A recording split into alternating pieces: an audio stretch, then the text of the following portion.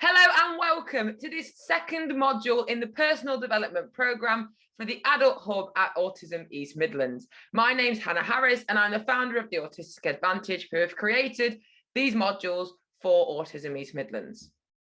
So it's excellent that you are here with us for the second module. I hope you very much enjoyed the first module.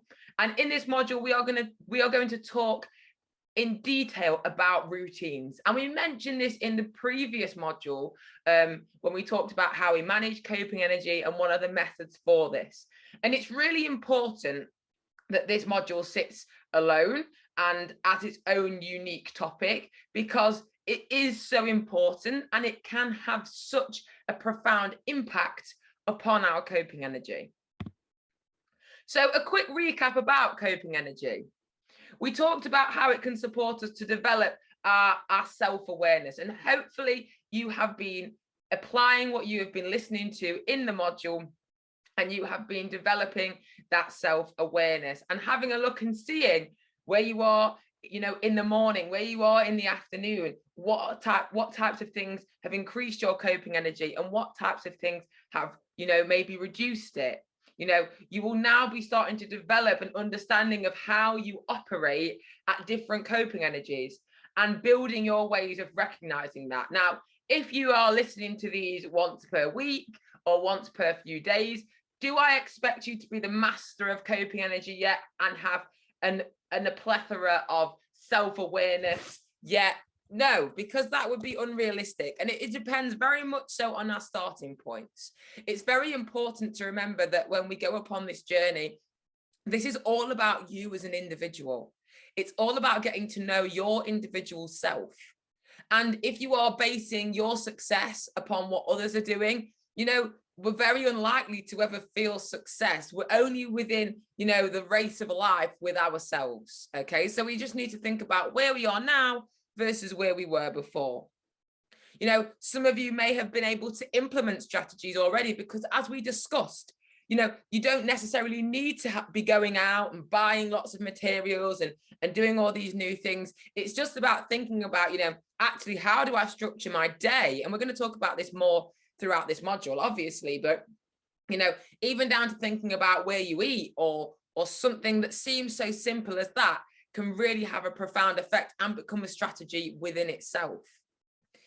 Hopefully, maybe some of you have been able to prevent overwhelm, or maybe even reflect back on a time period where you've maybe felt overwhelmed and have started to unpick some of that and helped yourself to understand maybe where it happened and where your coping energy was, and therefore how you can implement things or change things so that you don't reach the same levels of overwhelm that you did before.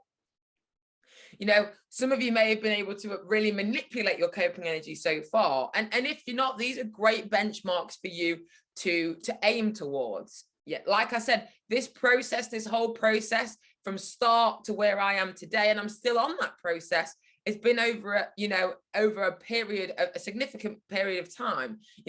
I'm showing it to you guys here so that you don't have to go through the process of discovery, but you need to just be patient with yourself and understand that we don't always know things and we don't always get things straight away. We're having to learn and do things in a way that's potentially completely different to the way that we've done it in the past.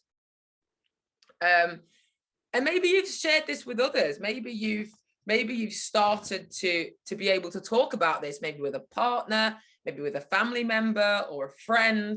And maybe you've started, to talk about things. I know when I very first started to share my levels of self-awareness, there were lots of places and people that I kind of really wanted to interact with or really wanted to do, but then it felt like I'd avoided it. I felt completely unable to do that. And that wasn't because of a lack of desire to do those things.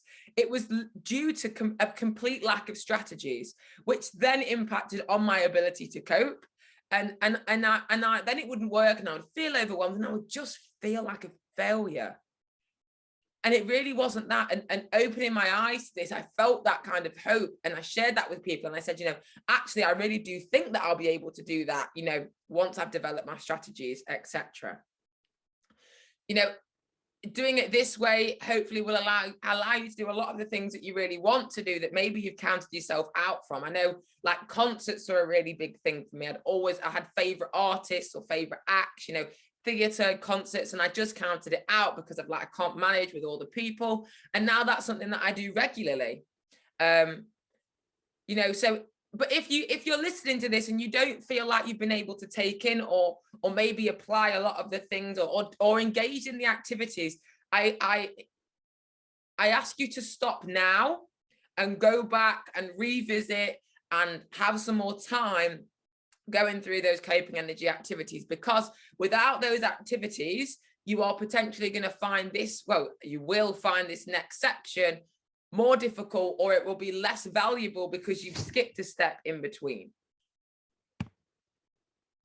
So, good old routine. Or is it? Okay, so I find that in our lives, we all use routines at some point, you know, whether it's a small list, whether it's a visual timetable, whether it's a calendar app on our phones, or we try and hold it in our minds, okay? But for many of us, we can have a somewhat turbulent sort of relationship when it comes to routines, and they can feel either like a blessing or a curse, or potentially a little bit of both.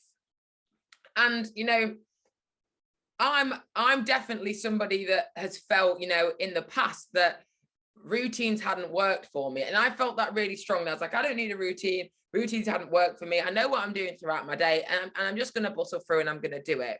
And often those routines were just a list of tasks that I needed to get done. And what I found was I went quite cyclic, and I see this a lot in the work that I do, is people get quite cyclic with routines. They say, I don't need a routine, and they go along their life. A few weeks down the line, maybe 6 to 8 weeks, maybe months, they go, okay, I can't cope like this anymore. They try and implement a routine, and then they feel too fixed by it. And again, it's because that routine has been basically a list of tasks that need to be completed. And, you know, often I remember back to being a child, you know, routines are often imposed on us. Routines are imposed on us, and we have to do these things. We have to get up, we have to have breakfast, we have to tidy our bedrooms, and all the things that our parents used to get us to do were often based around a routine when we'd rather have been watching TV or playing games or doing whatever.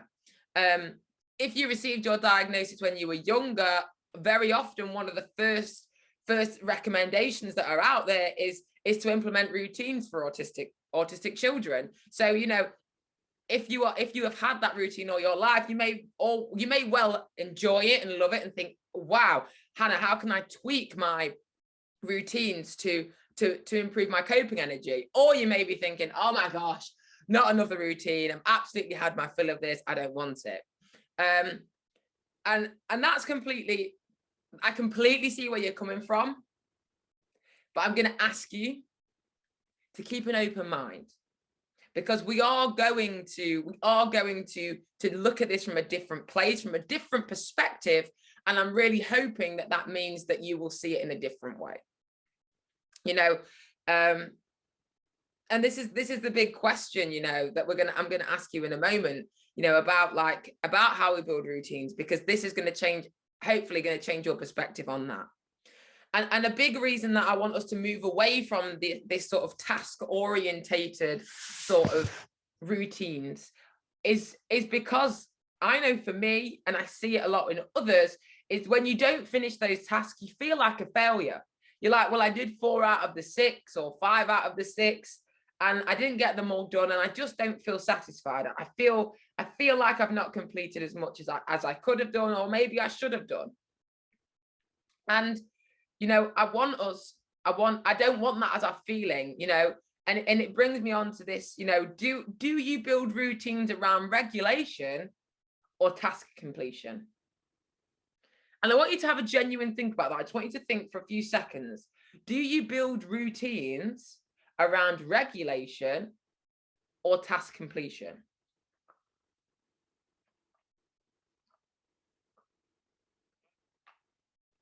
Because it's really important that actually we build those routines around regulation. You know, in the last module, we've discussed coping energy at a great length, at a really great length. So if we then don't apply that into our routine, we're effectively saying that it's not relevant, and that isn't, you know, that isn't good enough. So, you know, we are going to come on to that in a later stage of this, but I want you to really bear this in mind, especially as I challenge maybe some of the constructs and maybe some of the pre-beliefs that you have as we talk about this next slide. So these actual words fell out my mouth around several topics, but in this one particularly was, well, I'm not that autistic.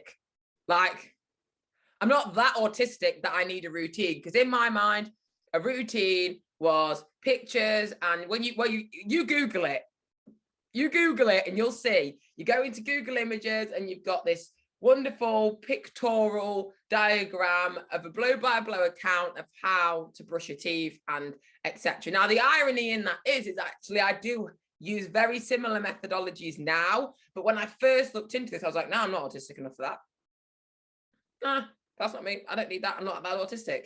And actually, you know, it was a big barrier for me to look at a routine in that way. So, you know, I want you to I want as best you can to break that down, because I get that kind of like imposter syndrome / you know, stereotypical nature. You know, autistics need routine. Autistics need a routine written down. And depending on where you are in your journey of self-acceptance and how you feel about your diagnosis, that can make you a little bit resistant to sometimes engage with some of those stereotypical narratives that may also be true for you. And like I said, it doesn't need to be like pinned to a wall with your name on in glitter. It can be written in your phone. It can be in your notes. It could be something that you've drawn up and taken a picture of. It can be however you want it to look. It doesn't need to have a stereotypical look. And another reason for me, I had quite a turbulent time with this is I'm an older sibling of brothers who have severe learning disabilities and autism. And I'd seen the way in which they have had their routines and their timetables. And I just felt, when I looked at them and I looked at the things that I did and that they did, I couldn't get an affinity to it. And I thought, well, that's them and this is me. And I really wanted that line drawn in the sand. But like I say, as I've gone through this process of self-development and self-awareness and have a real value of myself, it's absolutely fine. Like, whatever I use, if it works for me, then it works for me, and that is good enough. So, you know, it's very important for me that you take that time to really consider where that feeling and thought comes from, and whether that is actually potentially becoming a barrier for you, and whether you need to reach out, talk to people and gain a little bit of support around that, because that could be a reflection of where you are in your journey. And hopefully by seeing this and by hearing somebody like me speak, who's autistic, who has ADHD, no sensory processing difficulties, dyslexia and dyspraxia, you can maybe gain that affinity and see and think, oh, actually, you know, if that's what she uses and that's what other people use, then that's okay. And I think it's really important to put your individual unique standpoint on that. And then if, you know, I hear this a lot, like, it's okay, I can just go with the flow. And I want to challenge this perspective again, because, like, do you just manage with flow, or do you thrive in flow? You know, and by flow, I don't mean like that great flow state where, you know, we're really hyper productive, etc. I'm talking about like just being like, yeah, well, I'll just do this and I'll just do that. Like, do you survive in that stage, or do you thrive in that stage? Because that's really important. You know, when you do need to get things done, or when you do have something that's come up that's really important, you know, do you then snap into routines and write yourself a routine out and then operate more efficiently and better? Because therefore the routine is causing you to function better. You know, never did I ever sit there and be like, oh, I'm finding it really hard because I really need a routine.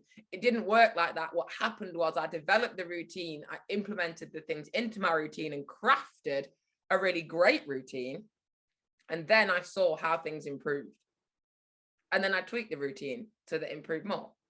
You know, every day is not meant to be the same, and every second does not need to be scheduled, because that is the perception that I get a lot. Even when I work with parents, they're really tentative to put routines in place for their children, for themselves, because they feel like they're being restricted.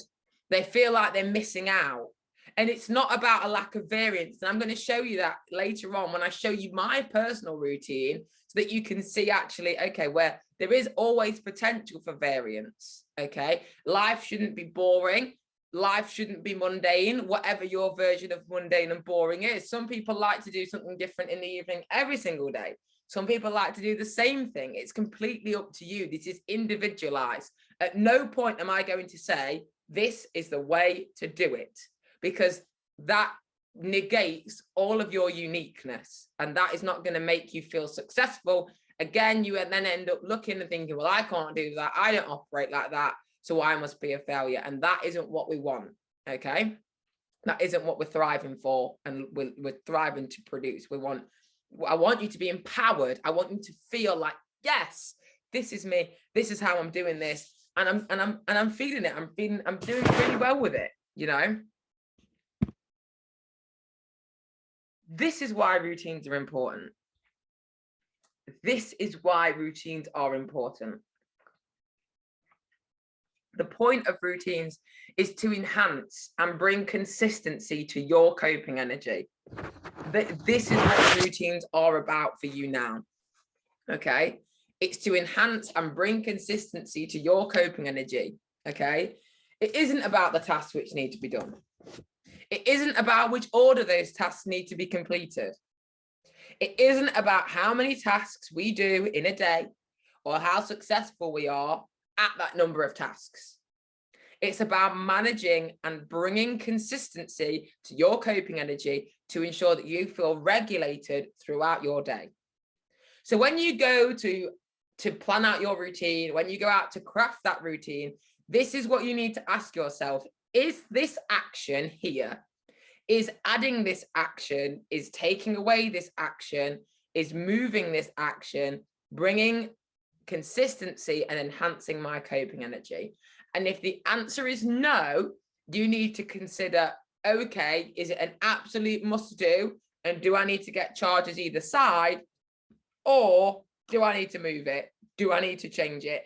Why am I doing it? I want you to question yourself. You are the only person who has the answers. So I want you to ask yourself those difficult questions. Okay, because this will feel difficult at times. It is a new way of operating for you. Okay, it may not necessarily feel comfortable at times.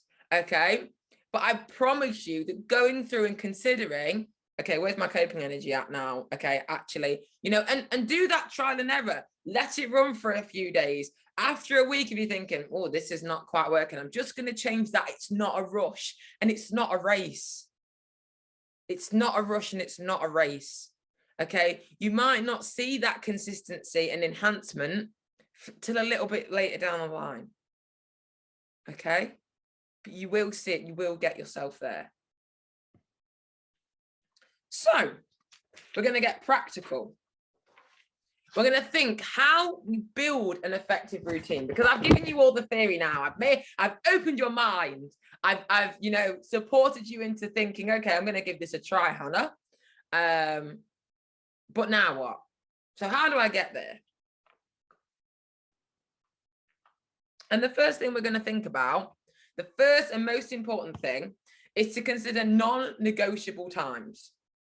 So I want you here to think about your non-negotiables and your non-movables, but I want you to be really, really critical on this. You know, make sure it's not a need and it's not a want and it's not a perceived non-movable. So for example, if you have children and your children need to be dropped off at school at 9 a.m. and picked up at 3 p.m., they're non-negotiables. You can't be like, oh, I'll show up 15 minutes earlier or I'll show up 15 minutes later.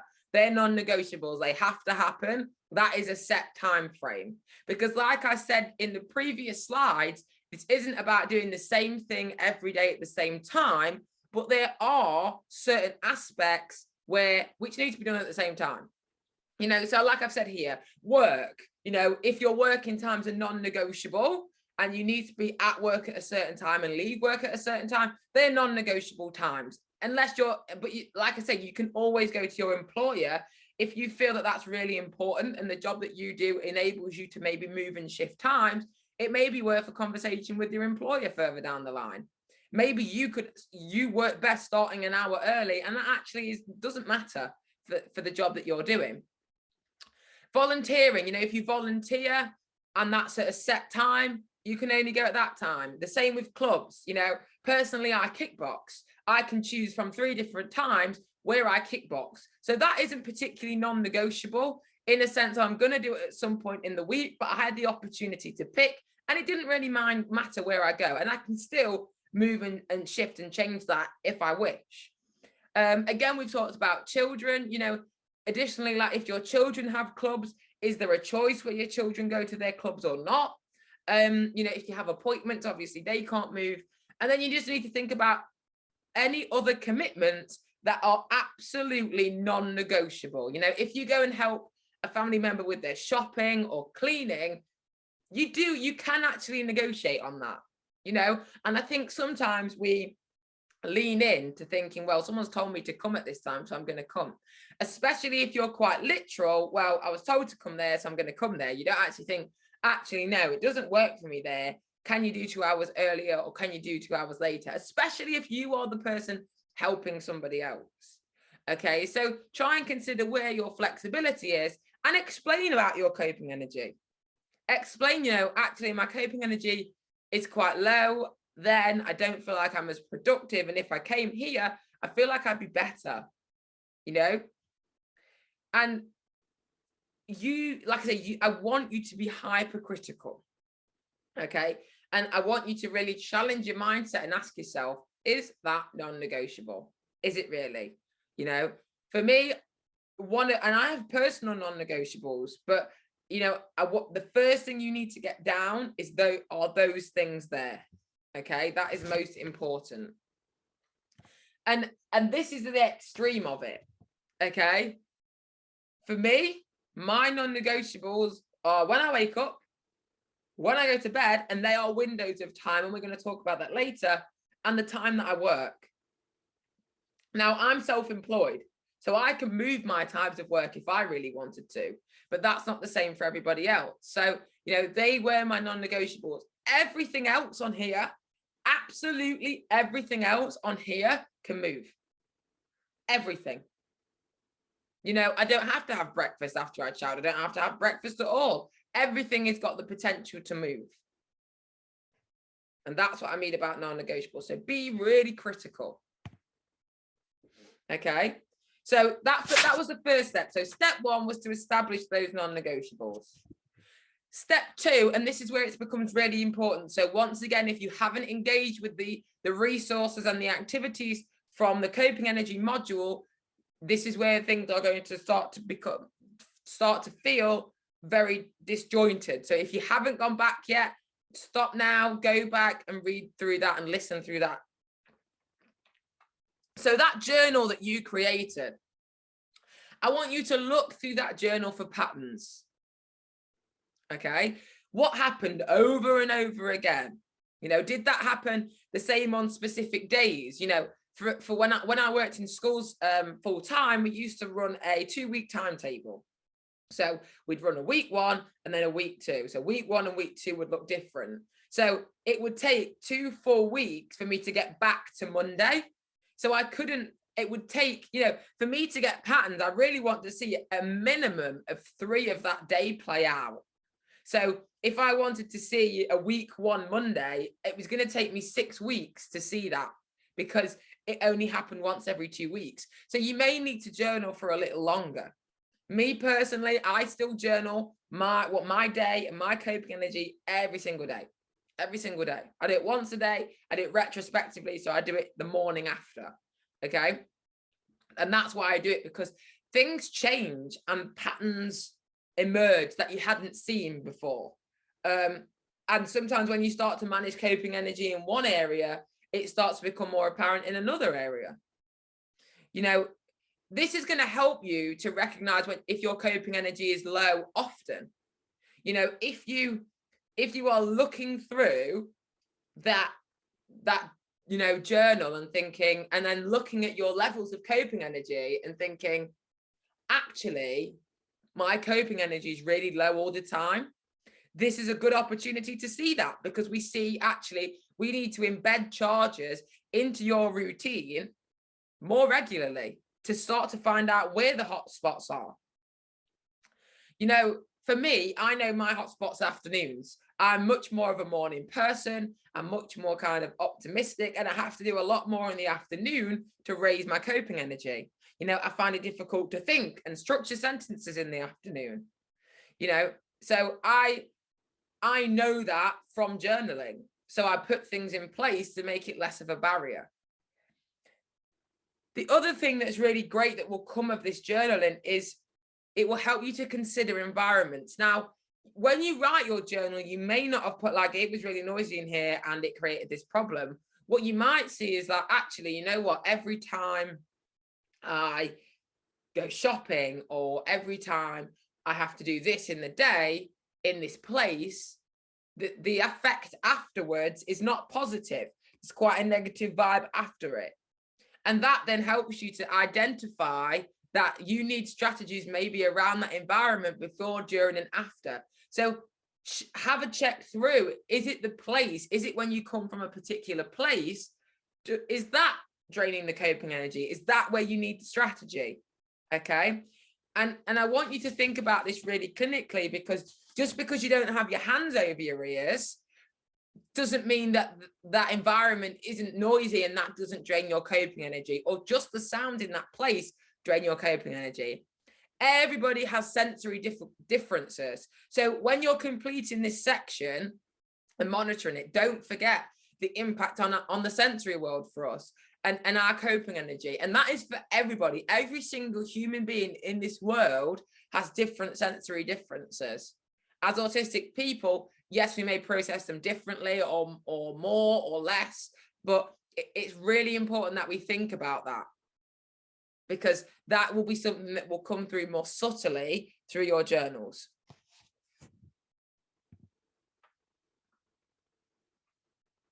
So what I've done here is I've taken a journal and given an example, and we're going to have a little look at it and kind of analyze it. And so what I've done is I've highlighted the areas that I thought were important. So these are two different people.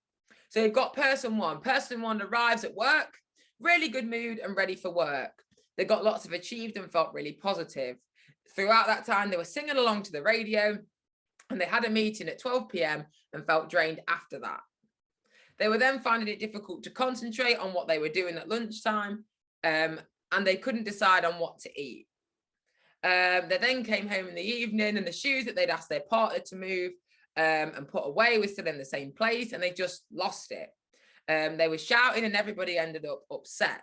So from here, it's quite clear that something within that meeting was draining to them. So what I'd be looking for in patterns moving forward, if after meetings they were continuously drained, is it the topic of the meeting? Is it sitting in the meeting? Is it sitting around the table and everybody's fidgeting? Is it the light in the meeting? Is it a Zoom meeting? But from this initial log, it shows me that there's potentially a difficulty around meetings. And from there was again an ongoing difficulty to concentrate. You know, it will help us to look to see, is that a pattern at lunchtime and as a result of hunger, or is that post whatever's happened in the morning? And then they've came home from that, you know, difficult time at lunchtime, and coping energy still not raised up, and they've had a bit of an argument with a partner. Okay, so that'd be what I was looking at, and I'd be looking for patterns. So from that one thing, I'm not going to be like, okay, well, I need to put this here, and this here. It's starting to give me that pattern. And I'm just showing you this from a position of, so you have a bit of an idea of what you're looking at in terms of like analyzing. Okay, this is another person. So I woke up feeling quite anxious. So, you know, that's a point already. You know, is that a pattern when they wake that they feel anxious? They got up, they showered and had breakfast, then felt okay.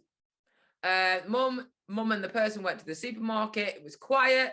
They got what they got. They went home, and Mum was asking them to take out the bins, ask them to cook. And then they said no and asked them lost their temper. They argued, and the person went to their room to play on the computer. In the evening, after a few hours, they felt calmer. They went downstairs, made food. The mum asked them if they were feeling better. They apologized for shouting, and so did the mum. They sat and watched TV, had a cup of tea, and had a lovely evening, went to bed and slept well. So for this person, I would be looking at those mornings. Do they wake quite anxious? And if they do, can we start to pick out why they might be feeling anxious? They also went to the supermarket and it was quiet, and they seemed to be okay with that.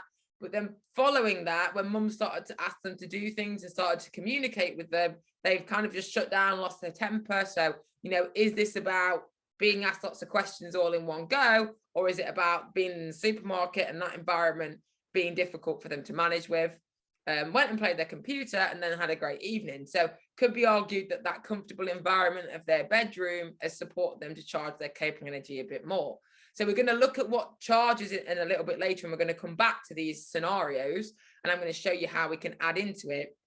But for now, I just wanted to show you how we would reflect upon our own journals. And you can do this. And if you need to, bring it to somebody else and say, can you see the pattern here? But you need more than one. You need really more than 7. I would say a minimum of 2 weeks, if not longer. And you can just keep doing that evaluation process that you're starting to see. And I really, really advise you to read back your own journals. To start with, it's going to feel a little bit painful, because maybe sometimes you don't want to relive it. Sometimes it just feels a bit cringe. But I really invite you to do that. The next thing we do is we add charges. We add in some charges, and you can choose a charger. I'm not going to say to you, use this one and use that one. We talked a lot about trialing and erroring our strategies and our charges the other day. So add those in, add them in. Choose a charger. It could be a same one. You could vary it. Everybody is different. Add them in those points where it feels difficult. So that person that was having a difficult time in the morning when they woke up feeling anxious, put one in there. After the supermarket, put one in there. You could just trial and error that. Try before, try after. If you are somebody who is feeling like, Hannah, my coping energy is just really low all the time, or it's really moderate all the time, so I'm not really finding like a hot spot to put something in, schedule them regularly throughout the day. Every couple of hours, make yourself that cup of tea, use those fidget toys, go for a little walk, schedule those coping energy activities in. Those are just mine. I'm using off the top of my head. Whatever is specific to you, schedule them in at set points throughout the day. There's nothing wrong with having to do things frequently because you don't quite know exactly the place to put them. That's absolutely fine. We're all at different stages of our journey. And one of my favorite things to do to support people with this is to create a coping energy sandwich. And what I mean by this is we take 2 charges and we put them either side of the thing that's going to drain us. And this can be really beneficial when we're doing activities that we would potentially usually avoid because we maybe find them difficult. So let's say for me, I'm going to use myself as an example. I find the supermarket really difficult. I need to put a charger on one side, something that drains me in the middle, which would be the supermarket, and then I charge myself up with something else afterwards. So usually I go for a walk or do some form of physical activity, then go to the supermarket, and then I'll probably go in the sensory room or do some form of relaxation after that. Okay, so that's absolutely fine. That's a really, really great method of tackling those things that we find really challenging. And maybe you have to sandwich all your day. I personally do that. I sandwich my difficult activities around my charging activities. So there's always more charges. There's always twice as many charges as there are drainers. So How does this look as an example if you are specifically putting your charges in? So this is where we look where it's low and we try and manage it. So person number one, they work really well with the radio on and they enjoy music, but it's showing me that so far, and I'm making assumptions that this is a pattern, that they are finding meetings draining. And when their coping energy is lower, they find it more difficult to make decisions, i.e. working out what they're having for lunch. Hunger could also be difficult, so it's important for them to have sort of set meals or maybe decide on what they're having, before. So what I've done here is I've added in their charges in red. I'm just going to move my face very briefly. So here at the bottom is the difference. So, got lots of things achieved, singing along to the radio, had a meeting and felt drained after the meeting had to happen. Immediately after, they went out to their car and watched their favorite TV program on their phone. They came back and they were still finding it a little bit difficult at lunchtime, but they decided on their lunch the night before and they'd had a better, as they knew they had a meeting today. So they knew they had a meeting, so therefore made their lunch in advance, knew what they were having, no choice to be made. They ate and they felt much better. In the evening, they came home and the shoe that they'd asked their partner to put away was still in the same place. They stepped over them and made a cup of tea. And then they text their partner to ask them if they could put the shoes away. The partner then did that. They talked about their day, and the partner's day hadn't been great, and they shared their days together. Okay, so can you see how by managing it, they've had a greater day, they had a better time in all areas, but also we've avoided that bit at the end because their coping energy now wasn't so low that when they walked in and saw the shoes, it just drained them completely. They've been able to kind of take a breath, step over, and use their other communication style to speak to their partner to get them to put the shoes away that they need to be put away. Okay. And this is really effective for helping us to manage those drainers as well. So can you see when we go through how we've gone, okay, that's something draining. So we've got the music on before and we've got the time with watching TV in the car, and it doesn't need to be 3 hours to watch that program in the car. You'll be surprised how quickly you can start to charge yourself when you use strategies that are effective for you. Okay, so the next most important step is about managing drainers.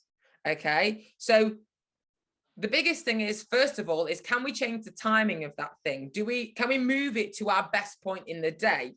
For me, I put most of my drainers first thing in the morning, because that is the thing that I find, that's the time that is best for me. I always feel really achieved when I've got the hard thing out of the way, and I feel like I can relax into the rest of my day. So can you move it? Okay. If you can't, I strongly advise that you make those coping energy sandwiches. Okay. So sandwich it in either side of something, get some charging activities in if you can't move that drainer from a point in your day where it might be a bit more triggering. When I work in the evenings aren't great for me. I really have to get a very thick bread coping energy sandwich. I have to get a lot of charge in either side. My other biggest piece of advice is very much so avoid putting, drainers together. For me, I can't do 2 meetings back to back. I can't do it. I won't do it. It's ineffective. I have to have something else in between, and it's usually at least a small walk or some food and a bit of a familiar TV program. Okay, so when drainers, I don't want us to feel like we just have to avoid things all the time. We can manage these things if we put in strategies, and we will have to do this less so if we have a routine that really builds up our coping energy. We'll have to do this much less. So that is the kind of how-to guide. And in this last section, I'm just going to talk through some ways that we can troubleshoot some of the issues that we may have. Now, some of the issues that we have are when we get highly fixated on really specific timescales. And the difficulty is here that things slightly arise. You go to the toilet, somebody else is in there, and there is that can cause anxiety in itself. It can become counterproductive because it hits 8:01 and I'm starting to get anxious because I'm late. Okay. So, you know, as much as possible, I want you to consider things in windows of time and sliding scales. So if I show you a really brief example of a day, waking between 6 and 7, leaving and the activity that this person is doing is happening at set times. So they have to leave at 8:30 and they have to leave at 9. Okay. That activity goes on all day. They can have dinner between a sliding scale of 5 and 6. Another activity between 6 and 7 start, and then they go to bed between 9 and 10. Okay, instantly having a sliding scale gives some flexibility, and it can stop that feeling of overwhelm and anxiety when it's like 1 minute's gone and, you know, now I'm late. The next thing, and it's always really important to have this, so please don't ever forget this, is, you know, having a toolkit of strategies. Because just because you've managed things and you've got this awesome routine, there can be unplanned situations that arise and you still need some form of strategy. So don't just look at that routine and think, yeah, that's cushy, I'm all sorted now because I've written this amazing routine and it works really well for me most of the time. Okay, they're there in case you need them. Okay, you might want to write that down physically, or you might want to keep it mentally. For me, I like to have it written down physically because as I get more anxious, I struggle to think about what is best for me to do. Okay, you never know when you need to charge. Okay, and the good thing is, if you're always pulling out that strategy at the same time, you start to think, actually, is this a one-off or is this something that I need to implement with? Okay, because even though you have work planned in that routine, you may need coping energy charges throughout your day at work. You know, I always have something in my hand, something in my pocket, always, in whatever job that I've done, I always have that. And that's just a strategy that I have, and it keeps me topped up.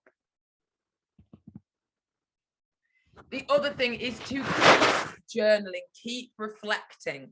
Okay, do not underestimate the power of thinking about your own thoughts. I do it every day.